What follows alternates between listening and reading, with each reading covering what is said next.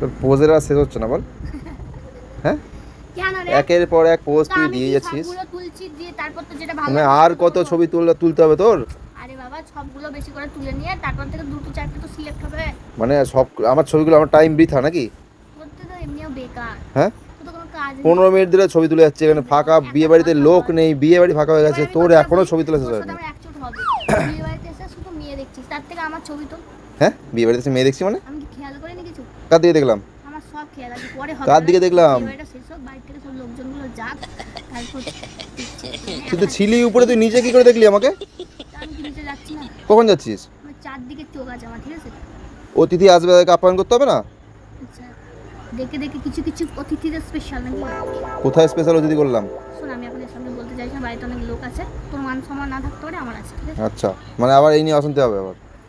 নিজে যেমন কাজ করবি ওগুলো বুঝে করতে হয় না। কাজ বুঝে তুই, আমি কি তোর দিয়ে তাকিয়ে বসে আছি ওরম ভাবে? কখন কি করছিস না করছিস? গরম আছে, লোকজন আছে বলে একটা ফেক হাসি দিয়ে আছেই। আমার মাথাটা গরম করাস না, হ্যাঁ, বারবার মাথা গরম করাস না, তোর মাথায় ঠান্ডা জল ঢেলে দে যা। একে নিয়ে যা তো।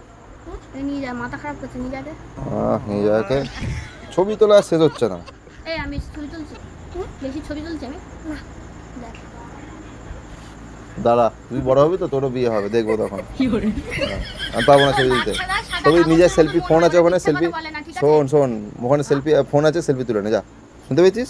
আমাকে দ্বিতীয়বার ছবি তোলার কথা বলবি না, পারবো না আমি ছবি তুলতে।